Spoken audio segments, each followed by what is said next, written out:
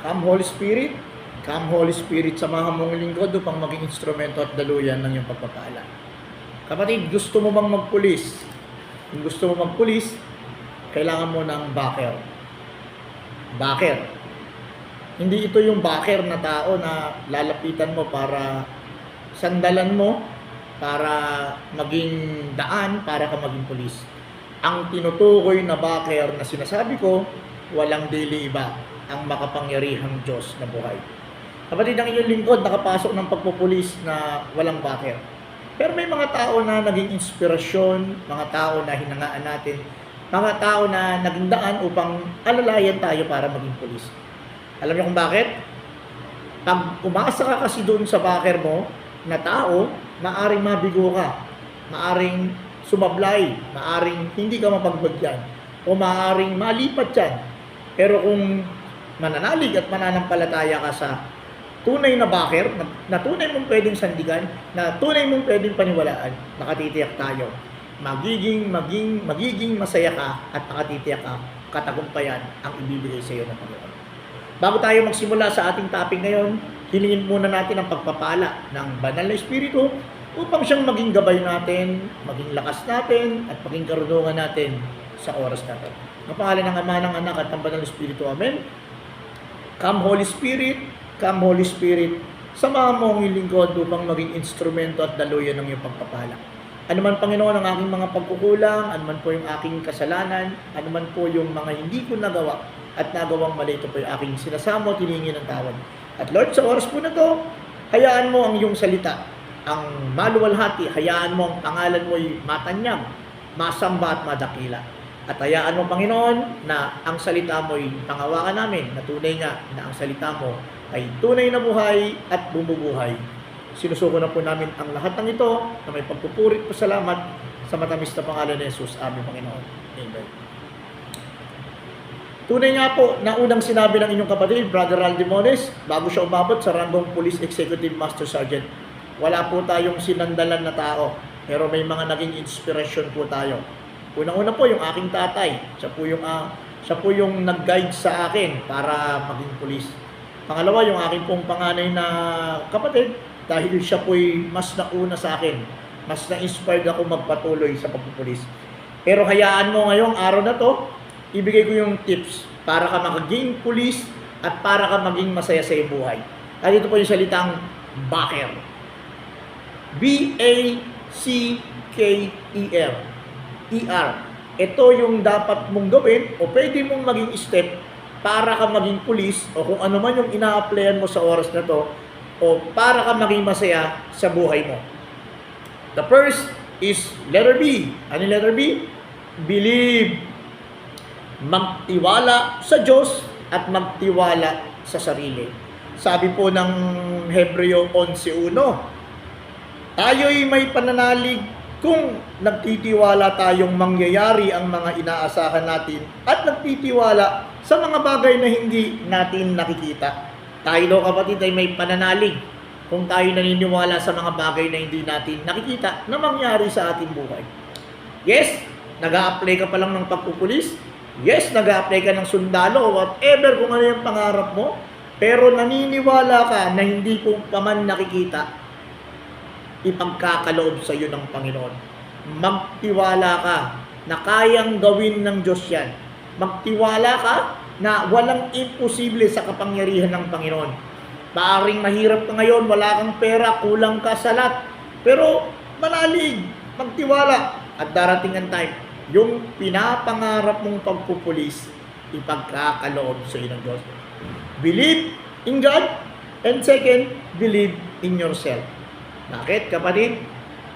Ang bawat tao ay binigyan ng Diyos ng kanya-kanyang talento. May kanya-kanya tayong regalo. Ang tanong lang, ginamit ba natin ito at saan natin ito ginamit? 3 step para mapakinabangan mong regalo. Unang-una, kailangan mong tanggapin. I-receive mo muna to. Lord, tinatanggap ko ang biyaya ng hanap buhay. Lord, tinatanggap ko yung skill ng pagiging pulis. Lord, tinatanggap ko yung talent na to. Then after mong tanggapin, kailangan mong buksan ang regalo na ito.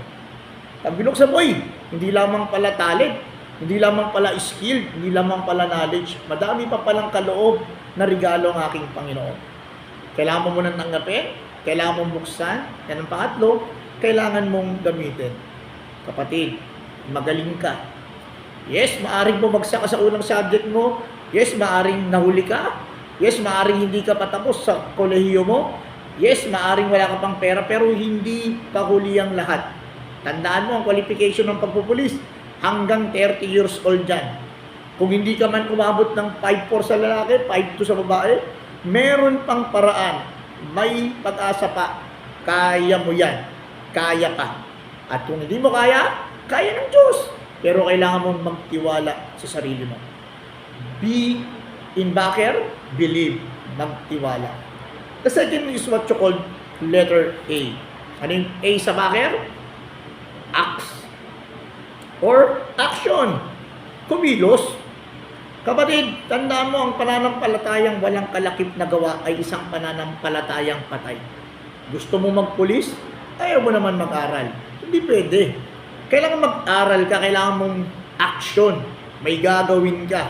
Huwag kang maging katulad ni Juan Tamad na hinihintay na lang bumagsak yung bunga na nakahiga. Kadalasan, ang pangarap, pinaghihirapan. Hindi lamang yan nakaguhit sa iyong palad. Kung hindi, dapat yung palad mo ang nagiging dahilan ng guhit para maging daan, para makamtan mo ang iyong mga pangarap. Kapatid, action, trabaho, galaw-galaw, tayo, aral. Hindi pwedeng maging pulis ng instant. Kailangan pinaghihirapan. Meron kang gagawin, mag-a-apply, mag-aaral, mag-e-exam. Lahat ito'y acts o action o paggawa.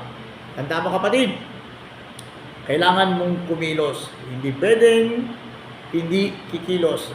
Sabi nga sa Biblia, huwag pakainin ng tamad. Kaya kung tamad ka, dapat sa'yo ginugutom. Totoo po yan. Huwag pakainin ng tamad. Kaya sa backer, kung gusto mo maging pulis, kailangan mo ng act or action. Kailangan mong gumalaw. Ano naman yung letter C doon sa backer? C for commitment. Or you commit. You pledge. Nangako ka. Nangako ka na pag ikaw ay ginamit ng Diyos para maging pulis, huwag mong kalilimutan yung pangako na yan. Na ikaw'y maglilingkod sa bayan, maglilingkod sa pamilya mo, at higit sa lahat, maglilingkod sa Diyos. Pangako. Yung pangako mo na yan, yung commitment mo na yan. At tatandaan mo, yung commitment na yan, yan yung hahanapin sa iyo ng Diyos. Di ba? Yung commitment na yan ang magiging daan mo para magpatuloy ka sa laban. Na hindi ka hihinto, hindi ka susuko at hindi ka ayaw. Kasi nakakommit ka, nakapangako ka, nakataya ang pangalan mo doon. At once nag-commit ka naman, when you choose to obey God, He will give you the power to obey Him. Kaya huwag kang matakot. Huwag kang maligalig. Huwag kang mawala ng pag-asa. Kaya mo yan dahil kakayanin mo, dahil kasama mo ang Diyos. Ang Diyos ang siyang magbibigay sa iyo ng kapangyarihan para mapagtagumpayan mo ang iyong pangarap at ang iyong laban. Sa backer, B for believe, A for acts or action, C for commitment, and letter K for kind. Ano ibig sabihin ng kind? Kailangan daw makabagin ka. Kailangan mabait ka. Bakit? Tandaan mo kapatid, kung ano ang itinanim mo sa iyong kapwa, ay siya rin ibabalik sa iyo. Magbigay ka ng pagmamahal, ang mamahal din ang ipagkakalob sa iyo. Nagmahal ka sa magulang mo, mamahalin ka rin ng magulang mo. At at the end, sa mga next generation, makikita mo, magbubunga ang mga bagay na ginawa mo. At tandaan mo kapatid, sa pagiging mabait, kalakip nito yung paggawa at pagtulong sa kapwa. Gagawin ka ng Diyos na maging pulis dahil alam ng Diyos ang puso mo. Gagawin ng Diyos na maging pulis ka dahil alam ng Diyos na mas marami ka pang matutulungan. Gagawin ng Diyos na maging pulis ka dahil alam ng Diyos na ikaw ay may puso na katulad ng puso ni Kristo. Be kind. At the end, makikita mo, ang Diyos ang magsusukli sa kabutihan mo. At tandaan mo kapatid, pag ang Diyos ang nagbigay, hindi kulang, sobra-sobra, umaapaw, overflowing, At tandaan mo, pag nagbigay ng pagpapala ang Diyos, hindi lang ikaw ang pagpapalain. Ang papalain ng bawat taong makakausap mo, ang papalain ang pamilya mo at ang community na sinasamahan mo. B for believe, A for acts, C for commitment, K for kind or kindness, letter E for endure or endurance. Kapatid, kailangan mong magtiis. Hindi madali ang pagpupulis. Yes, applyan pa lang kung ayaw ka na sa init ng araw, pag nakulangot ka, pag nabuli ka, atras ka na, hindi pwede. Kailangan mong magtiyaga. At tandaan mo, sa pagtsatsaga mo, magbubunga ito ng pananampalataya. At ang pananampalataya na yan, ang siyang hahawakan mo para mapagtagumpayan mo ang laban. Kailangan mong magtiis. Kailangan mong magtiyaga. At the end, ang mananatiling tapat, hanggang wakas, ang siyang maliligtas. Maliligtas ka sa kapangyarihan ng kawalan ng pag-asa. Maliligtas ka sa kapangyarihan ng kawalan ng direksyon. Maliligtas ka sa kapangyarihan ng kadiliman. Bakit? Sapagkat magkakaroon ka ng magandang pananaw at magandang future sa hinaharap. Kaya yung pagtitiis mo naman, kapatid, may sukli yan pagdating sa dulo. Pag naisuot mo na ang uniforme na ibinibigay lamang sa iilan, na maraming tinawag, ngunit kakaunti lamang ang tumugon, maraming nag-apply, pero iilan lamang ang natanggap. Tandaan mo, kapatid, pag nasuot mo na ang uniforme na ito, doon mo maalala na yung endurance mo pala, yung pagtitiis mo pala, ay may kapalit na maganda, may kapalit na kapakipakinabang, at higit sa lahat, may kapalit na himala galing sa Panginoon. Endure. Kailangan mong magpatuloy. Kailangan mong magtiis. Kailangan mong magtiyaga hanggang sa huli. At tanda mo, ang pagtitiyaga, hindi lamang sa pag-a-apply, hindi lamang sa training, kung hindi hanggang nasa loob ka ng institusyon ng pagpupulis. Kailangan mo magtiis. At tanda mo, kapatid, hindi mo naman talaga mapagtatagumpayan mo yan. Hindi mo naman talaga kakayanin yan. Sino ba naman ang tsatsaga sa training? Sino ba naman ang makakasurvive doon sa mga pahirap? Sino ba naman yung makakasurvive doon sa mga exercise? Kapatid, pag umasa ka lang sa lakas mo, hindi mo kakayanin yan. Without the help of the Holy Spirit, tandaan mo, hindi mo mapagtatagumpayan yan. Isang tira lang sa ng kalaban, isang tapilok lang, isang sakit lang, isang pagkakamali mo lang kasama yung mga kabady mo, isang sablay mo lang na nag-a-apply, yung nag-aaral ka ng college, pag hindi pinahintulot ng Diyos yan, sablay lahat yan. Pero kailangan mong magpatuloy. At ito ngayon yung isang pinakamahalaga dito sa Baker, yung letter R. R stand for remember. Remember God's promise. Remember people who help you. Not para suklian mo sila ng mga ginawa nila para sa iyo. Kung hindi alalahanin sila para makapagpasalamat naman. Kapatid, pinag-aral ka ng magulang mo.